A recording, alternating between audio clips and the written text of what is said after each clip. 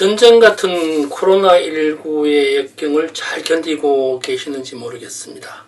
남들과 상관없이 열심히 마스크 쓰고 대면하지 않는 자기 자신을 스스로 대견해야 하는 미술만평 109회차 박정수입니다. 요즘 지천말로 주식에 많은 돈이 가는 걸 보면은 코로나19로 인해서 돈이 쓰여질 곳을 잘 찾지 못하는 것 같습니다. 거기에다 환경상 시대상 미술품이 돈 된다고 하니까 미술 투자 회사가 많이 생기고요. 펀드 회사도 생기고 다양한 방식의 미술품 거래 시장이 생겨나고 있는 것 같습니다. 그런 한편으로는 좀 좋은 부분도 있지만은 미술계의 일원으로서 어느 정도는 조심스럽기도 합니다.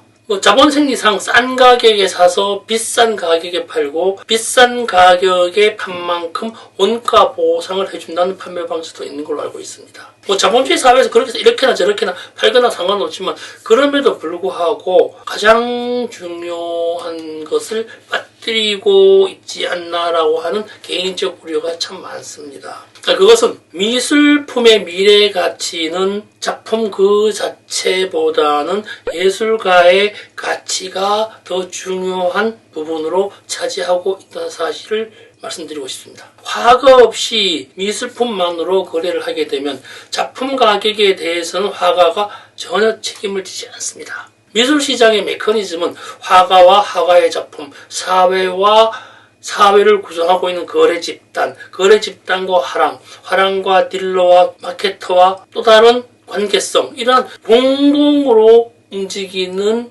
책임지는 영역의 방식입니다. 또한 미술품의 가격은요, 사회 집단이 만듭니다. 한 개인이 지목하는 가격이거나 화가가 혼자서 주장하는 가격 등은 근거 없음으로 인해 미래 가치가 점점 얇아지는 경우가 참 많습니다. 예를 들면 이런 거죠. 500년 전 물건이 확실하다 할지라도 당시의 사회성을 담보하지 못하고 당시의 사회 구성에 대한 문제를 획득하지 못하고 있다면 그 물건은 가격을 책정할 수가 없습니다. 지금 누군가와의 협의 속에 높은 가격에 거래된다 할지라도 말입니다. 내가 화가예요. 내 친형이 1억을 주고 누님이 3억을 주고 아버님이 5억을 주고 내 그림을 산다 할지라도 가격이 오르는 게 아니거든요.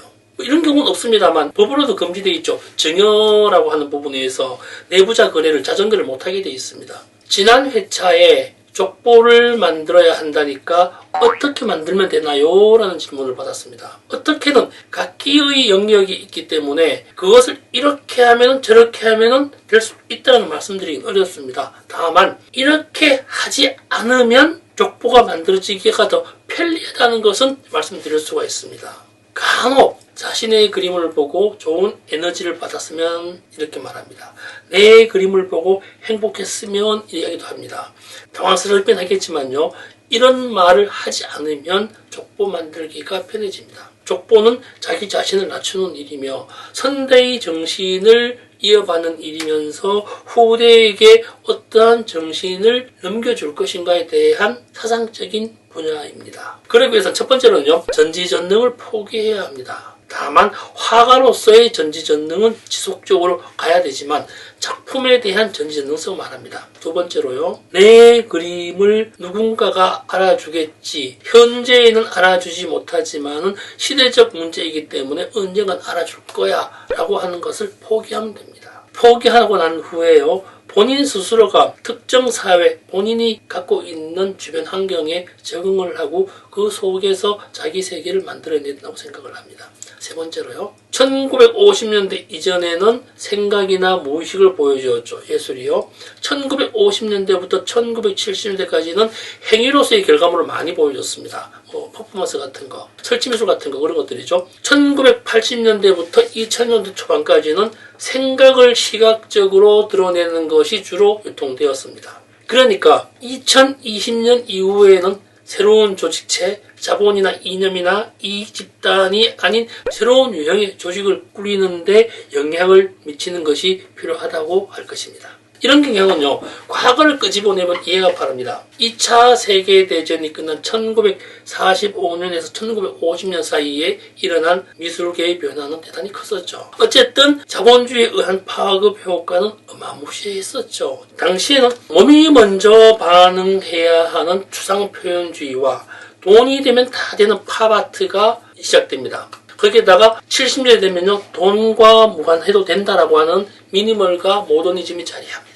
그러다가 1989년이 되면은 아주 많은 사건이 일어났죠. 그때부터 1919년 사이, 그러니까 한 30년 사이 급격한 변화가 다시 한번 일어납니다. 그 이전과 이후라는 겁니다. 저는 개인적이지만 1989년을 기점으로 봅니다. 그 이전은 1949년을 기점으로 보고요. 훨씬 더 올라가면 1789년을 기점으로 봅니다. 1989년이에요. 베를린 장벽이 무너지고 중국에서는 천안문 사건이 일어납니다. 이것보다 중요한 것이 우리 흔히 알고 있는 WWW 월드 와이드 웹이 만들어집니다. 세상을 가상의 공간으로 묶어내기 시작한다는 것이죠. 소련의 고르바초프와 미국의 부시가 만나서 냉전 시대를 종식시키는 선언을 하게 됩니다. 그로부터 30년이 지난 2019년에는 코로나 사태가 일어납니다. 사태라고 이야기하는 건 뭔가 하면요, 그 이전에는 뭐 전쟁이나 기타 등 사건이 있었지만 전쟁이 아닌 새로운 형태의 사회적 변혁기라고 보고 있는 것입니다. 틀림없이 앞으로는 새로운 사회로서의 시대로서의 변혁이 온다고 예측할 수 있습니다.